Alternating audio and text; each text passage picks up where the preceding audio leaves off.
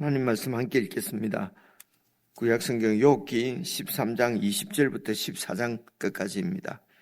구약성경 773페이지 욥기 제13장 20절입니다. 제가 먼저 20절을 읽겠습니다. 오직 내게 이 두 가지 일을 행하지 마옵소서. 그리하시면 내가 주의 얼굴을 피하여 숨지 아니하오리니 곧 주의 손을 내게 대지 마시오며 주의 위엄으로 나를 두렵게 하지 마실 것이니이다. 그리하시고 주는 나를 부르소서. 내가 대답하리이다.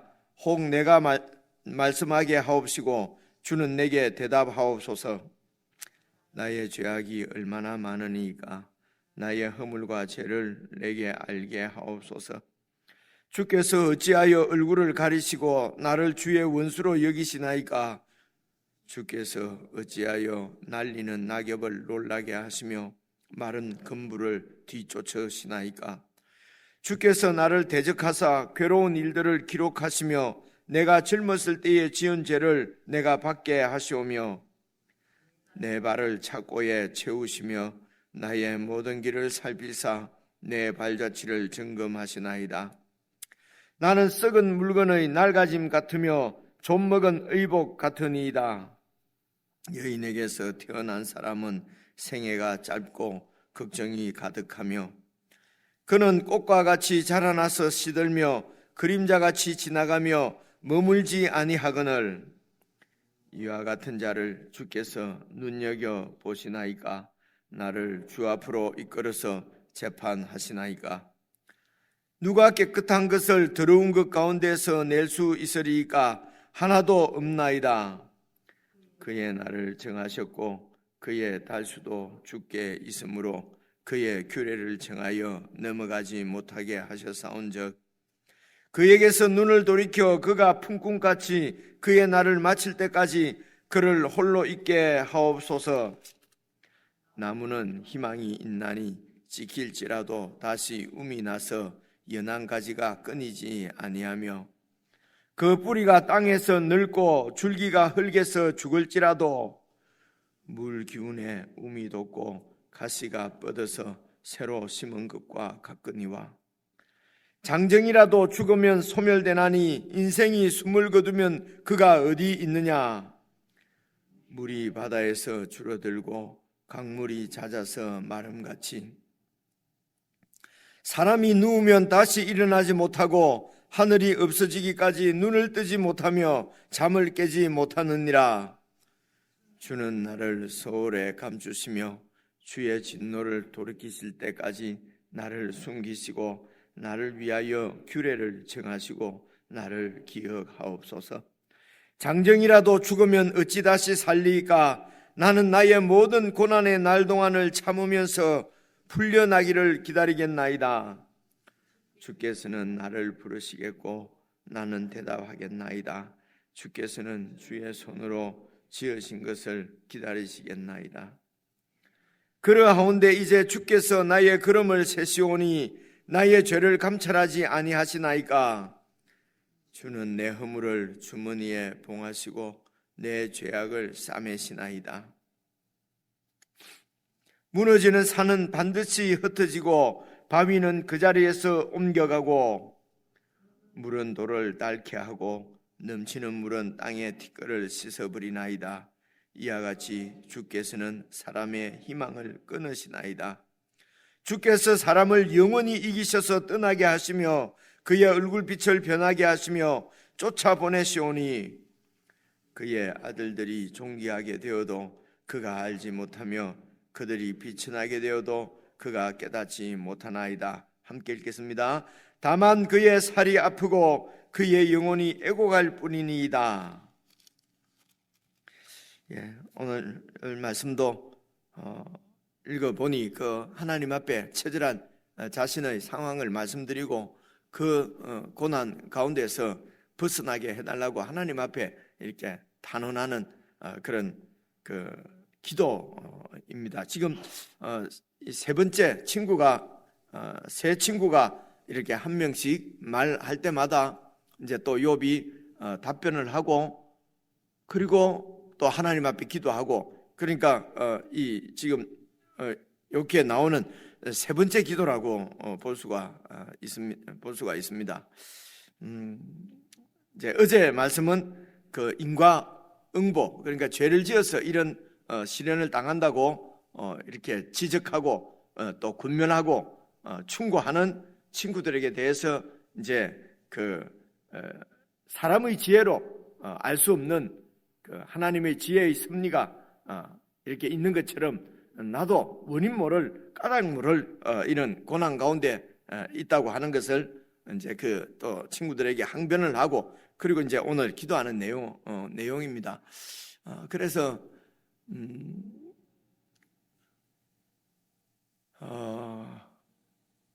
우리가 욥이 이제 이런 고난을 당했는데 우리도 뭐 고난을 참고 견디자 뭐 이런 얘기는 너무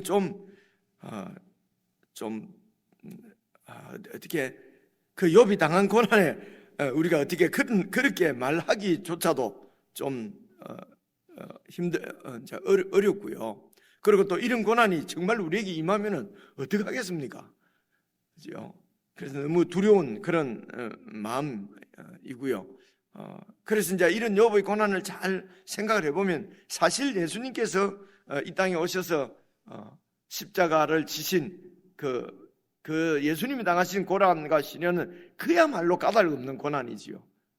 그런데 그 까닭 없는 고난이 이제 사실은 이유가 있었죠. 하나님께서 우리를 사랑하셔서 그래서 우리를 위해서 자신의 전부를 내어주시는 하나님의 사랑을 보여주는 그렇게라도 그 사랑을 보여주지 않으면은 도대체 이 피조물들이 인간들이 그 하나님의 사랑을 조금이라도 엿볼 생각도 없이 하나님과는 단절을 시키고 하나님과는 관계를 끊고 하나님을 마음에 두기 싫어하는 그 인생들을 향하신 하나님의 그 처절한 사랑이라고 그럴까요?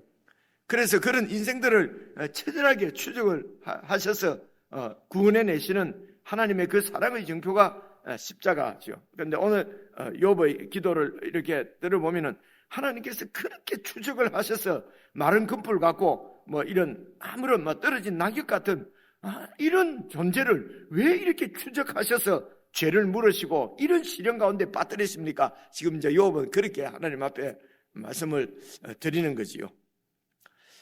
그래서 이제 우리가 이런 예수님의 고난이나 욥의 이런 고난들을 보면서 욥이 제일 먼저 하나님께서 이런 욥을 사탄에게 지금 내어주셨기 때문에 생긴 이런 고난이 임한 거니까요. 하나님께서 그래서 욥을 사탄에게 내어주신 이유는 여러분 1장 2장 우리가 여러 번 이렇게 묵상한 대로 1장 2장에 욥이 그런 모든 걸 다 잃어버리는 그런 시련 고난 가운데서도 주신이도 하나님이시고 가져가시니도 하나님이시다. 복을 주신 하나님께서 화를 주시지 않겠느냐. 이제 이런 그 하나님을 향한 신앙을 하나님이 참 이렇게 표현하기 어렵습니다만 그 욥을 믿고 욥을 지금 사탄에게 내어주신 것 아닙니까? 그죠? 그래서 지금 이런 친구들과의 대화와 지금 하나님과의 이런 교제, 대화, 기도를 통해서 계속 우리가 봐야 될 것은 그런 욥의 이제 그런 신앙입니다. 하나님을 향한. 그래서 첫 번째로 생각할 것은 첫째는 지금 욥이 막 생일을 저주하고 친구들이 볼 때는 완전히 하나님 앞에 너무 불경하게 말이지 그렇게 하나님을 공의롭지 못하도록 아주 나쁜 사람으로 만들어버리는 그런 것 같은 욥의 워딩이 욥의 말이 그런 느낌이 든다는 거죠. 이전에 저희들이 이렇게 성경을 배우고 또 공부를 하고 할 때는 욥이 이렇게 신앙이 떨어져 가지고 그래서 아주 하나님 앞에 어렵지 못한 그러니까 이렇기 때문에 지금 이런 벌을 받아서 결국은 하나님이 창대케 만드는 그러니까 거룩한 사람으로 세워간다. 그래서 이런 지금 그 중간에 있는 37, 8장까지 나오는 욥의 이런 한탄과 또 탄식을 이제 불신앙의 어떤 이런 증거로 불신앙이라고 이렇게 이제 제가 책도 읽은 기억이 나고 이러거든요. 근데 이제 지금 저희들이 살펴보는 데는 그렇게 하면은 1장 2장에 하나님께서 의인이라고 욥을 이렇게 인정해 주신 것하고 맞지를 안 하거든요. 그래서 이렇게 생각하시는 게 좋을 것 같습니다. 기본적으로 하나님을 향한 분명한 신앙은 있어야 되죠. 그래서 우리가 그런 하나님에 대한 이제는 저와 여러분은 함께 찬양 부른 것처럼 영원토록 주님과 함께 가면은 어디든지 가겠습니다. 이런 정말 우리 마음이 이제 그렇지 않습니까? 이런 하나님을 향한 그 절대적인 신앙이 우리에게서 난 것이 아니고 정말 하나님의 은혜로 주어지셨다고 하는 것은 하나님께서 십자가를 통해서 그 사랑을 보여주시기 때문에 그렇지요.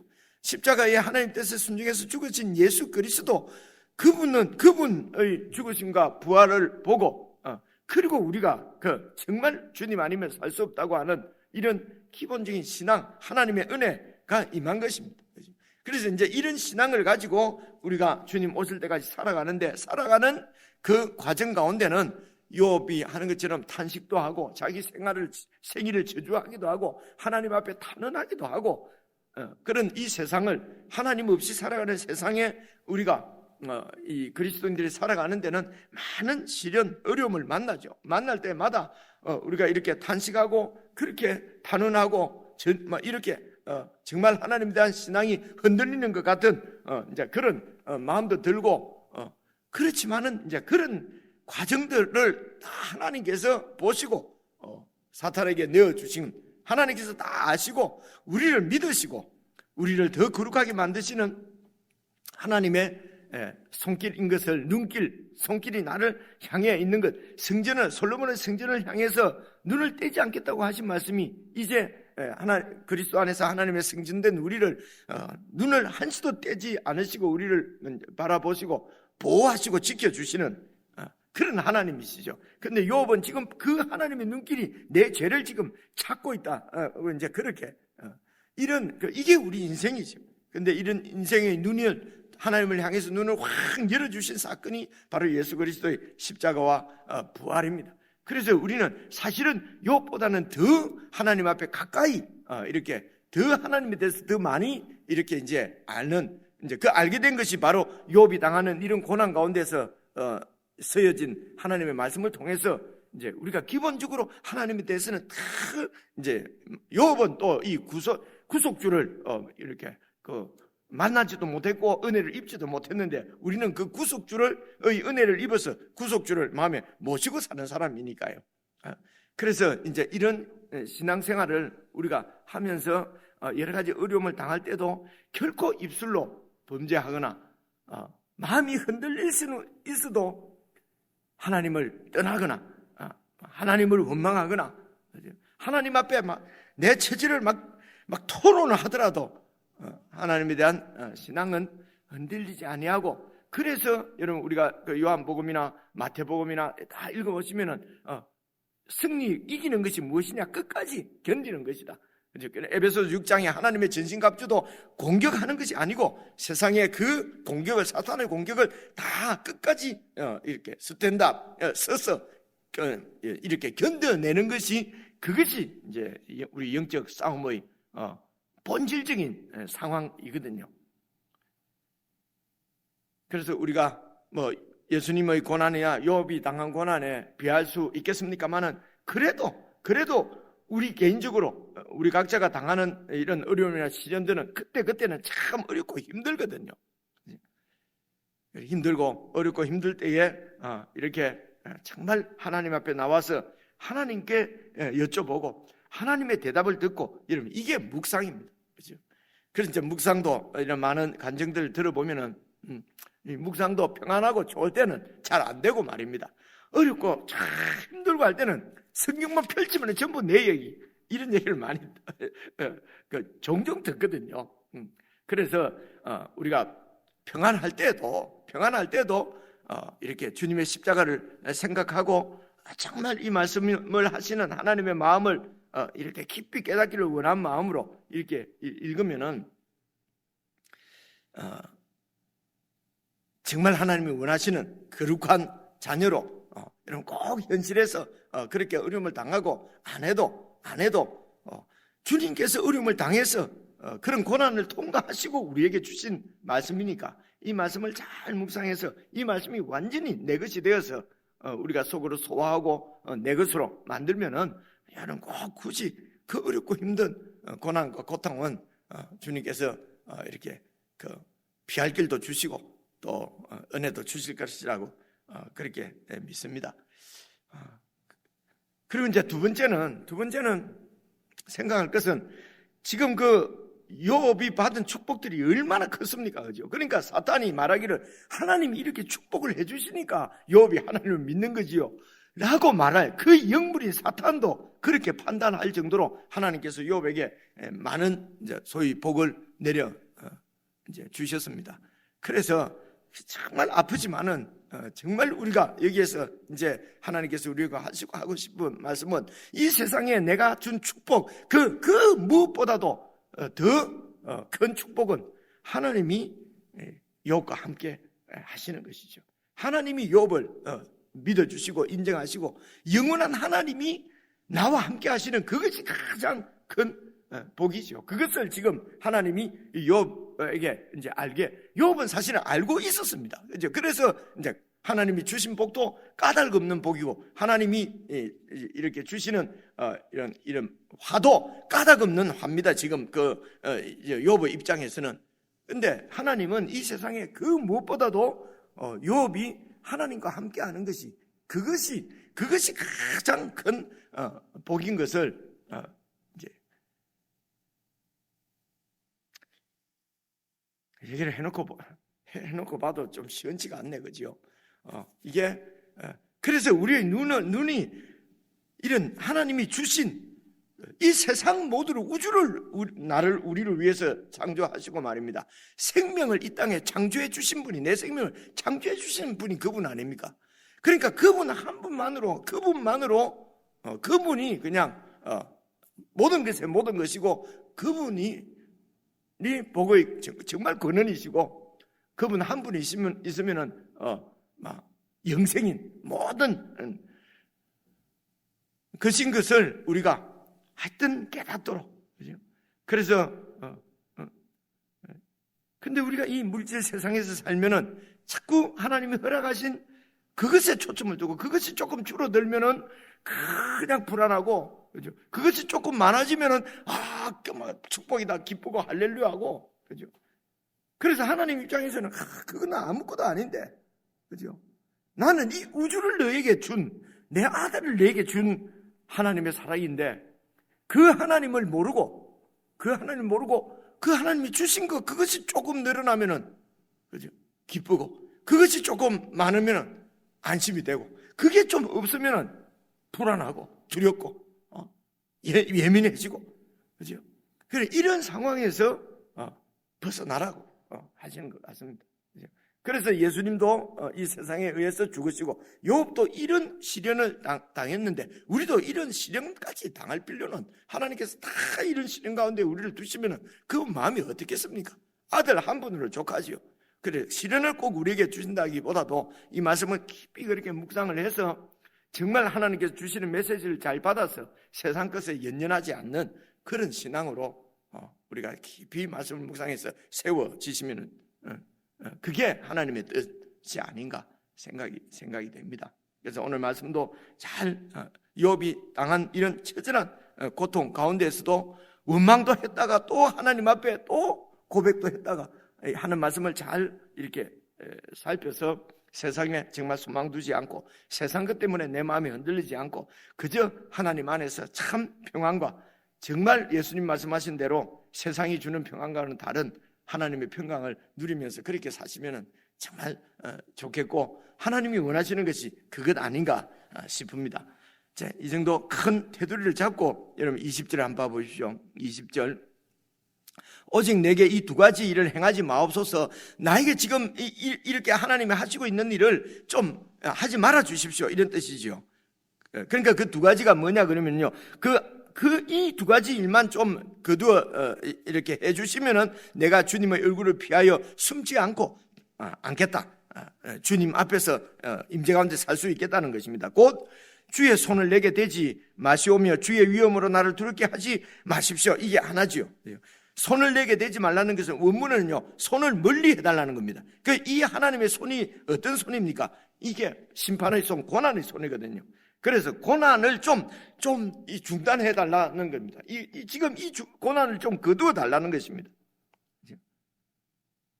이 하나님이 주신 고난 때문에, 시련 때문에 내가 너무 두렵다는 것이죠.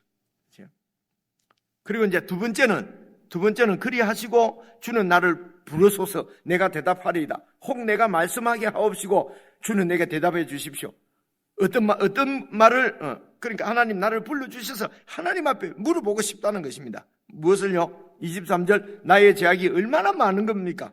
내 죄악이 얼마나 많아서 이런 시련을 주십니까? 나의 허물과 죄를 내게 좀 알게 해 주십시오. 하나님 앞에 하나님으로부터 듣고 싶은 거예요. 친구들이 아니라. 그죠? 하나님, 내가 정말 친구들이 말하는 대로, 친구들이 말하는 것은 무엇입니까? 하나님을 바라보지 않아서 이렇다는 것입니다.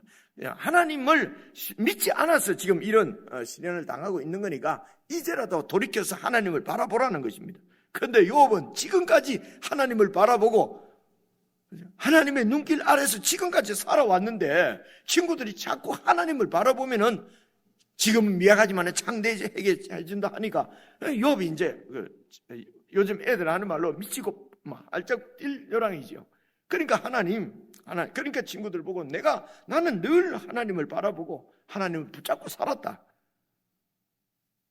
그러면은 그러면 하나님이 아무런 까닭 없이 너한테 벌을 준단 말이냐? 하나님 불의하단 말이냐?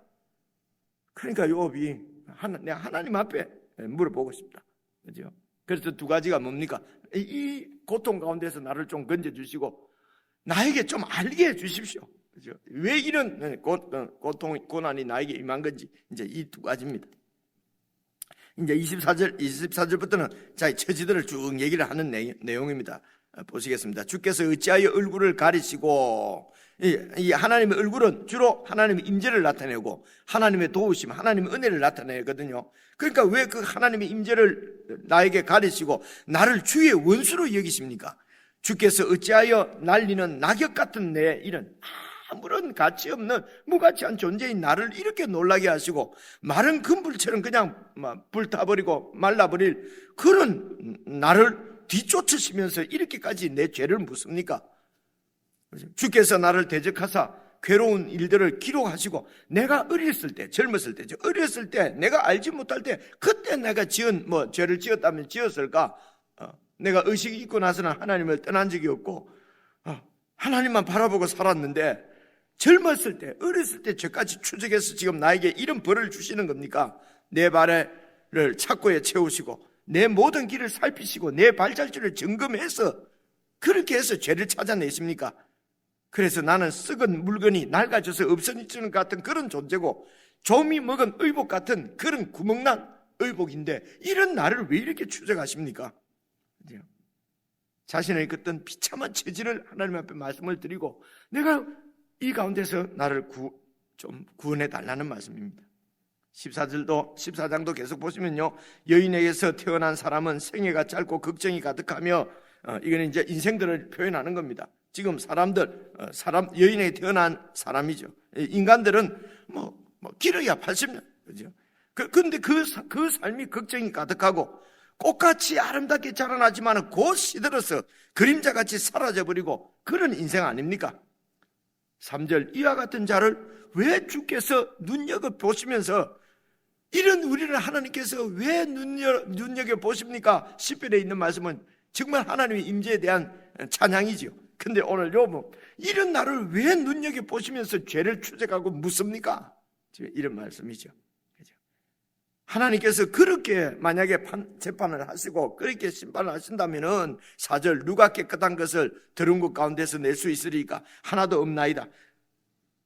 인생의 날을 하나님께서 정해놓으시고 그 달수도 수명도 주님께서 다 정해놨기 때문에 그 주님이 정한 규례를 넘어가는 사람이 어디 있겠습니까? 그러므로 이런 인간에게 제발 눈을 돌이켰어서 그 인간이 품꾼처럼 하루 종일 너무도 힘든 일이지만은 저녁 때문에 쉬지 않습니까? 그죠? 그래서 그가 품꾼같이 그의 날을 마칠 때까지는 그를 홀로 좀 편하게 좀 쉴 수 있도록 자기를 좀 쉬게 해달라는 겁니다. 욥이, 그죠? 그 자기가 어떤 것입니까? 그게 인생이란 말입니다. 그죠? 다 짧은 인생, 꽃같이 피지만은 시들어지는 인생 같은 나를. 그래서 이 인생이, 내가 처한 처지가 7절 보면요, 나무는 그래도 희망이 있지 않습니까? 지키더라도 잘리우더라도 다시 움이 나서 그렇게 또 이런 가지가 끊이지 않고 나지 않습니까? 그 뿌리가 땅에서 늙고 줄기가 흙에서 죽을지라도 9절 물기운에 움이 돋고 가지가 뻗어서 새로 심은 것처럼 되는데, 근데 인간은 뭡니까? 장정이라도 죽으면 끝이지 않습니까? 소멸되나니. 인생이 숨을 거두면 그가 어디 있습니까? 우리는 하나님 품에 영원토록 안기고, 이런 지식이, 영적 지식이 풍성하지만 이때만 해도 그런 그 하나님에 대한, 또 하나님 나라에 대한 지혜와 그 인식이 지금 우리보다는 훨씬 못할 때지요. 왜냐하면 예수님이 이 땅에 오시기도 전이니까요. 그렇죠? 그래서 그때 인식은 이제 죽으면 다 끝이라는 생각을 그 당시 이제 세계관은 그렇게 갖고 있었지요.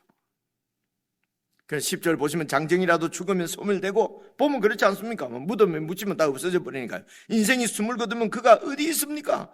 물이 바다에서 줄어들고 강물이 잦아서 마른같이 사람이 누우면 죽으면 다시 일어나지 못하고 하늘이 없어지기까지 눈을 뜨지 못하며 잠을 깨지 못하며, 그러니까 또 이 가운데서 또 잠을 언젠가는 깬다고 하는 그런 신앙도 또 엿볼 수가 있죠. 그죠? 그런데 이런 모든 좀 뿌연 이런 하나님 나라에 대한 이런 그 빛을 예수님이 오셔서 우리에게 비춰주신 것입니다. 그런데 우리는 욥이 갖고 있는 신앙보다는 훨씬 더 밝은 신앙이죠. 그죠? 그래서 13절, 주는 나를 서울에 감춰달라는 것입니다. 이 고통 가운데서 좀 나를 이렇게 숨겨달라는 것입니다. 그래서 주의 진노를 돌이키실 때까지 나를 숨겨주시고, 나를 위하여 규례를 정하시고 나를 기억해 주십시오. 제발 좀 살려달라는 것이죠. 장정이라도 죽으면 어찌 다시 살리까? 나는 나의 모든 고난의 날 동안을 참으면서 풀려나기를 기다리겠나이다. 주님, 내가 이렇게 내 이 짧은 인생이지만은 이 고통 너무도 심함으로 이 고난 가운데서 주님 풀어주시기를 제가 기다리겠습니다. 그래서 우리 말투를 보면 우리 생각할 때는 원망하는 것 같기도 했다가 또 하나님께만 도움을, 그래서 우리가 매달릴 곳이 하나님밖에 없죠, 사실은. 그래서 15절, 주님께서 나를 부르시겠고 나는 대답하겠나이다. 그래서 주님께서 좀 만나 주시면 주님께 좀 물어보고 주님께 부탁드리고 싶다는 것입니다. 주께서는 주의 손으로 지으신 것을 기다리시겠나이다. 다 주님의 창조물이지 않습니까? 16절, 그러하온데도 이제 주께서 나의 걸음을 세고 계시니 나의 죄를 감찰하지 아니하시오. 내 걸음을 다 세시면서 내 죄를 묻습니까? 이런 말입니다. 그래서 주님은 내 허물을 주머니에 탁 넣어갖고 내 죄악을 막 꽉 쥐고, 그죠? 그걸 털어버리지 않고 주머니에 넣고 그 죄를 묻습니까? 그래서 예수님이 오시기 전에 사람들은 이런 하나님에 대한 그 심판주로서의 두려움 갖고 있었죠. 하나님의 마음을 잘 몰랐던 거죠. 그 하나님의 마음이 바로 예수 그리스도를 통해서 나타난 거죠. 그 은혜를 지금 잊고 살고 있는 사람들이 이제 저와 여러분, 우리가 이 하나님이 없었으면은, 이 예수님이 없었으면은, 여러분, 우리 모든 삶은 지금 욥이 이렇게 탄원하고 탄식하는 것과 똑같은 삶을 그냥 죽을 때까지 살지 않겠습니까? 그래서 이제 이 인생의 지혜자들은, 인생 하나님을 모르는 인생의 지혜자들은 이렇게 인생은 고해와 같다든지 그죠? 살아가는 자체가 그냥 생로병사밖에 없다든지, 그게 맞는 얘기죠. 하나님이 없으면은 사실은 이 휘황찬란한 세상 문화든 인간 삶은 다 하나도 가치 없는 것인 것을 볼 수가 있는 것이요. 이런 세상을 지으신 분이 하나님이시거든요. 이렇게 짓지는 않았을 거란 말입니다. 그죠? 그래서 그 하나님을 알고 하나님과 함께 하는 것이 영생이라는 것입니다. 18절입니다. 무너지는 산은 반드시 흩어져 없어버리고 산도 없어져 버리기도 하고 바위도 그냥 있던 바위가 그 자리에서 옮겨가기도 하고 물이 계속 떨어져서 돌이 닳아지기도 하고 넘치는 물이 땅의 티끌도 다 씻어버리고 지형도 바꿔버리고 이렇게 하는 것처럼 주께서는 사람의 희망을 다 끊어버리십니다. 그래서 20절 주님께서 사람을 영원히 이기셔서 떠나게 하시며 그의 얼굴빛도 변하게 만드시고 쫓아보내시오니 그의 아들들이 존귀하게 되어도 그가 알지를 못하고 그들이 빛이 나게 되어도 그가 깨닫지 못하고 다만 그냥 아프고 힘들고 애고할 뿐입니다. 나를 이 고난 가운데서 구원해 주십시오 하는 하나님을 향한 이제 탄원입니다. 이 욥의 기도를 듣고 이제 내일 보면 또 대만 사람 엘리바스가 또 얘기합니다. 또 속 터지는 소리 또 내일 하죠, 그죠? 그 속 터지는 소리 내일 여러분 또 내일도 잘 묵상을 하시고 그래서 하나님이 없는 인생이 얼마나 처절하고 아픈 인생인지 그 가운데서 우리를 구원해 주신 예수 그리스도의 그 구원의 은총이 오늘 묵상하시면서 더 이렇게 넘치는 그런 시간이 되면 좋겠습니다. 개인적으로 묵상하십시오.